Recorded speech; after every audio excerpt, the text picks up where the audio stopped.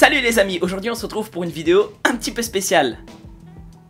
J'arrive pas vraiment à tenir le personnage. Bon bref, je vais analyser des trucs genre gadgets ou quoi du fitness qui sont au moins improbables. Et ça peut aller jusqu'à complètement pourri.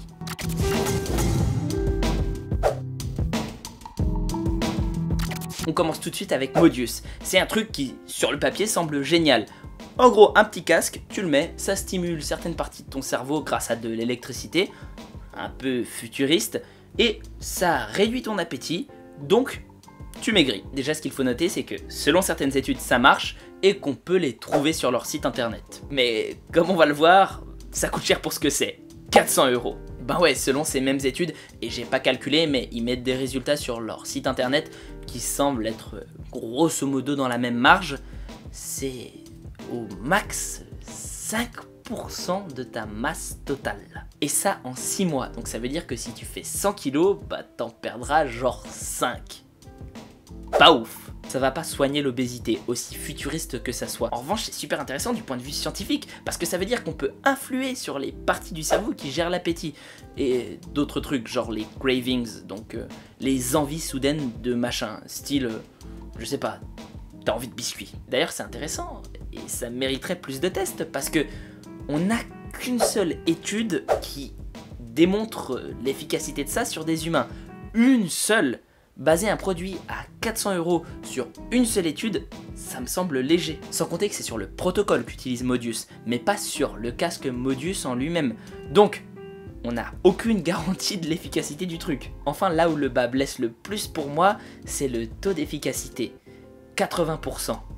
Autant dire que 80% des gens qui ont utilisé ça ont eu une réponse quelle qu'elle soit. Alors oui, tu pourrais te dire 80% c'est cool, et il me semble qu'ils l'affichent sur leur site comme quelque chose qui indique leur réussite.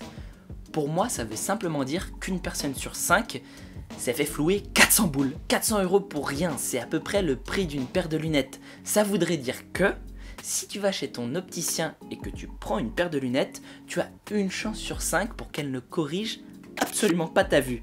Je pense que les gens gueuleraient pas mal si c'était le cas. Bon, passons maintenant au deuxième appareil, l'humaine. Ça, c'est censé déterminer ton métabolisme et si tu brûles plus de gras ou plus de sucre. Je rappelle que le protocole le plus complet et le plus sûr, c'est d'aller 24 heures à l'hôpital, se reposer et être branché à une machine respiratoire qui mesure exactement du coup combien de calories tu dépenses. Mais là non, il suffit de souffler une fois dans un machin et c'est bon, tu le sais.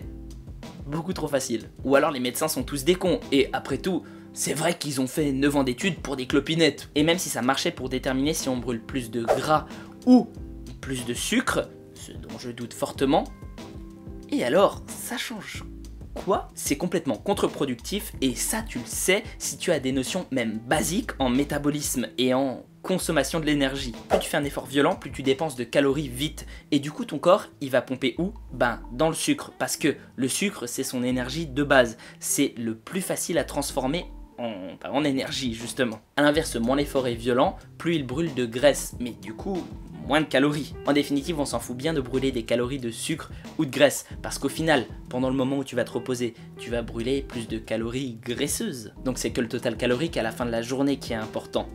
Or, dans ce cas-là, ça va t'inciter à faire quoi? À faire moins d'efforts violents. Parce que, forcément, tu brûleras plus de sucre. Mais tu vas faire baisser ta dépense calorique totale.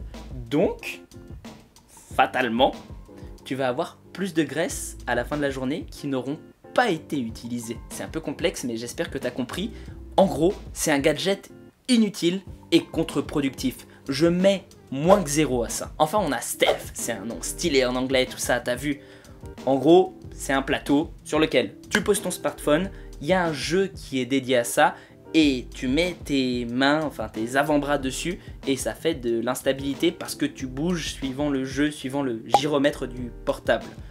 Ça fait bosser tes abdos. Moi je dis why not, c'est bien, on a prouvé que les muscles stabilisateurs en plus étaient beaucoup plus sensibles au gainage statique et dynamique que aux flexions de tronc, etc. Déjà les plateaux de Freeman ça existe depuis des années, c'est pas eux qui l'ont inventé, puis il y a plein d'autres accessoires, genre des anneaux, des sangles, des TRX, à tout hasard, même des abroleurs, enfin plein de trucs. Bon c'est vrai, il y a le côté jeu vidéo, et j'ai rien contre ça, bien au contraire, sinon j'aurais pas appelé ma chaîne de cette façon là.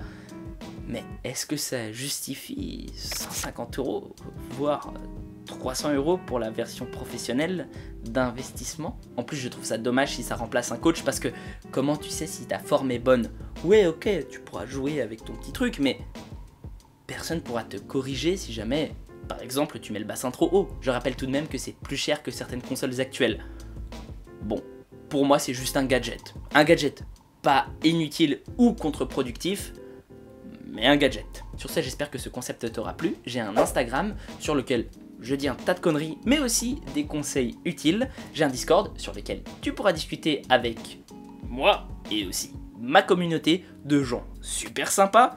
Et à ce qui paraît, ils sont tous beaux et intelligents. Ça aide forcément. J'ai un Utip, oui, c'est ça, je voulais pas oublier le Utip.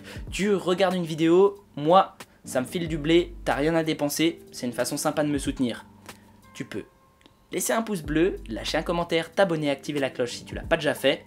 Prends soin de toi et à la prochaine. Un très grand merci à Delphine qui me fournit toutes les infos sur cette cam de merde.